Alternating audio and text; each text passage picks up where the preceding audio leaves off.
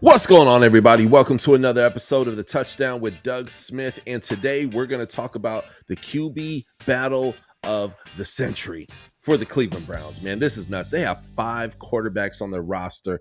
And today I'm going to talk about my personal new favorite quarterback on the roster. No, it's not Deshaun Creepy Man Watson. No, it is not any of the other guys other than Shedeur Sanders. So today we're going to talk about that and what will it take for him to start. And we're going to go over all kinds of really cool scenarios that I've thought about and I've been really pondering on the last 24 hours. So first and foremost, though he got drafted in the 5th round, I'm happy that he did get drafted. And I think that though, yes, I wish he would have went, top 5, top 10, or at least in the 1st round. Hey, you know what? It's all good because the team that wanted him got him. But now he is in the battle of his life. This is going to be the funnest camp battle that I could think of in a long, long time.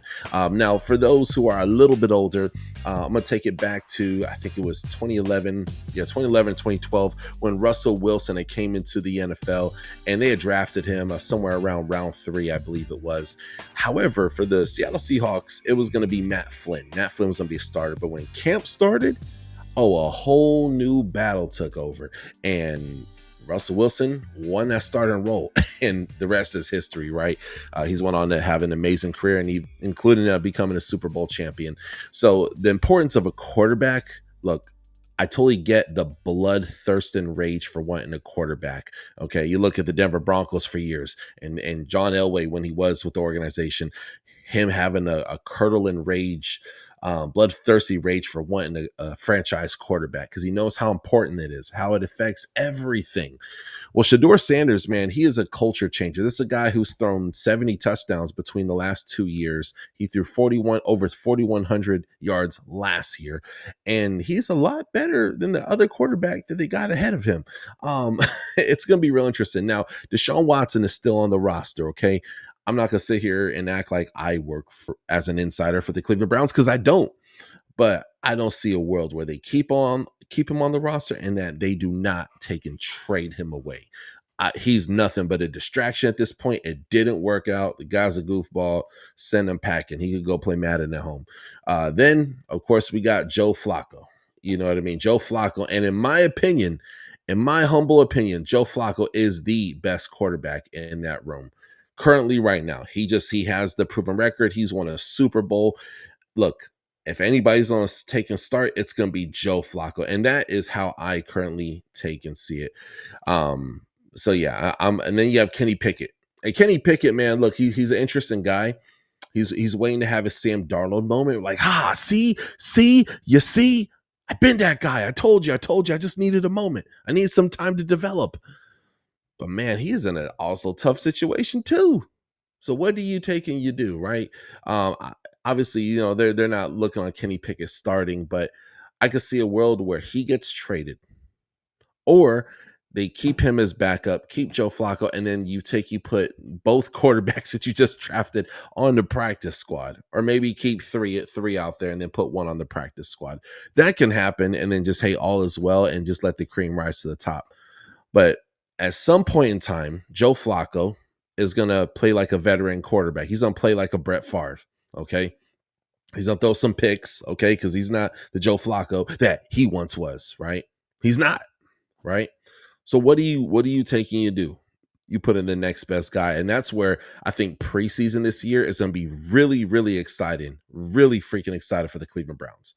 Because you have, 4 quarters of football, you put each quarterback in a quarter, and you evaluate. Then week 2 happens, and you evaluate each quarter. And it said, hey, your best guys by week 3, you give them a half. Okay, play half of football. The other person plays another half of football, right? And also, it's going to come down to who can learn this thing the best. Now, with Shedeur Sanders, he's never been in a situation like this where his dad is not the coach. His dad was coaching high school, Jackson State, and Colorado, all 3. So he's going to need to take, and not that I don't think he can, he's going to need to take constructive feedback, okay? He's going to need to take and be told some things, and he's going to need to learn a whole new team in a whole new different city. Dad got his job already. Shiloh's going to be doing this thing. He's a UDFA, as a matter of fact, over for the Tampa Bay Buccaneers, right? and your top targets also all play for different teams. Okay, from the Panthers to Jaguars and so forth, they all play for different teams. Shedeur is a man. I think Shedeur, at some point in the next year, he is going to rise to the top, and we're going to say, wow, this is the quarterback we've been waiting for. Cleveland Browns have their guy, but Shedeur has to take and win it, and I believe he does.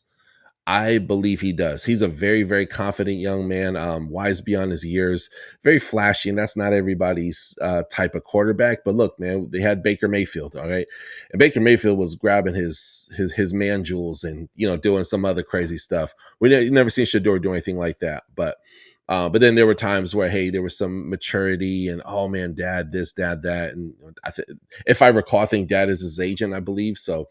But now that all that's out there, he is in the room. So now, if in the event, here's another scenario that could pan out. Shedeur takes and gets practice squatted, and someone pries him away. Someone pries him away. Maybe it's the Raiders, right? Maybe it's the Pittsburgh Steelers, right?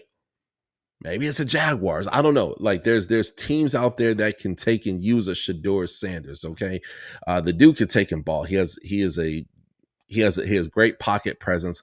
I literally watch every single game. Why? Because shoot, like 15% of my subscriber base are Colorado Buffalo fans. So you guys have helped build this thing, man. But also I love watching him play. He's such an exciting player to watch in college. I seen it all, seen the good, the bad, the ugly. And he balled out through great, even when his O-line was trash. Even 2 seasons ago, when his O-line was even worse, he played very good football, right? So I'm really excited to take and see what is in store for him with the Cleveland Browns. Cleveland Browns are a team that desperately wants a quarterback, so much so they got 5 in the building right now. I think it's not as overwhelming as people make it seem, but somebody's gonna have to get their heart broken. Somebody's gonna have to get traded or practice squatted. Okay, nothing wrong with being on the practice squad. Okay, but somebody's gonna happen. Now, I don't see a world. Okay, and I mean no disrespect to Dillon Gabriel. I live in Central Florida. I watched a whole lot of UCF football from when he was with us, and he was with Oklahoma for a bit, and then goes on. I don't know if in that order, but then eventually finishes up over with Oregon. Oregon is the best team he's been a part of, with the best O-line and the best amount of weapons, and he still came up short. If you would have put Oregon versus Colorado, I know who's winning. Oregon, because they have so much more tools and resources, right? As far as players go. Colorado's still developing as a team. It's still developing into a powerhouse. It's a competitive college football team, but it's still developing. They didn't even make the playoffs. You know who did? Oregon. So I'll say that we've seen the best of Dillon. I don't think we've seen the best of Shedeur Sanders. Could you imagine Shedeur Sanders in that Oregon offense? Enough said, right? And putting Shedeur on a team like the Browns, where they're building. You could build with Shedeur and still win with Shedeur, because he could put the team on his back when things are bad, when he's fighting an injury and people aren't blocking, and he has to hold people accountable and make sure people are lining up and calling the plays and picking apart defenses. The guy is trained with Tom Brady, for crying out loud, right? He slid, and we could sit in here and debate on why, but I think it's a good thing, only because it's going to put more fuel in his fire to prove people wrong. That's why I think it's a good thing, right? And the guy grew up in a gated community, but for him to still be hungry and want to be great at football, I think that says something about a guy. I'm an optimist, but I'm a realist as well too, and I like to keep it real with people, man. We've seen Kenny Pickett's best football. We've seen Joe Flacco's best football, and in college football, in defense, we could say the same thing about Shedeur, but college football, we've seen the other guys' best football as well too. But by that I mean Dillon Gabriel. So I think the best thing that should happen is they should trade away Kenny Pickett, keep Joe Flacco in there, let the 2 guys battle out for the backup spot, and then sometime in the year, because I don't see the Browns being a playoff team, I just don't. Sometime during the year, you take and you start one of these young bucks, see how he does. And you keep building up that O-line. Make sure that whoever you put in, that they're going to take and do their thing. and that they are protected, and you just let the cards fall where they may, and that's where development really takes and starts. So anywho, that is my thoughts, man. What a crazy draft. I'm excited for Cleveland, man, because there's gonna be a franchise quarterback in that room. You know what I mean? I'm so happy. I'm so excited for them. Comment below your thoughts, man, on this crazy draft for the Cleveland Browns. Also, as well, for the fans of the show, I'm sorry I have been kind of absent. I worked the Hula Bowl. I worked the Tropical Bowl. I knocked out like 50 NFL draft interviews. They're all draft prospects for this year's NFL draft. And I also relocated cross country. So all of that happened. And y'all, I'll tell you, I have been pooped. I have been absolutely pooped. Started a new job, laid off. I mean, there was just a lot of things that took and happened. So thank you guys for rocking with me, man. I really want to thank you guys, the people of Touchdown Nation, man. You guys have been rocking with me for quite some time now. And it's been a blessing to do this show. We hit 5 years anniversary. 5 years is a long time. 8 million total views and over 8,500 subscribers. And we're still building, right? So I just want to say thank you to everybody. Thank you for tuning in. You guys are strangers. I don't know y'all in real life, but you guys tune in all the time, man. So I appreciate you guys rocking with me, man. If y'all want to support, you're new to the channel, hit that subscribe button. That helps out a bunch.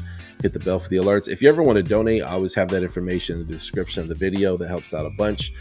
Keep my equipment and the quality of this show, keeping it running, you know. So God bless you guys. Jesus loves you. And I hope y'all have a wonderful night. I hope you enjoyed the episode. Comment below. Peace.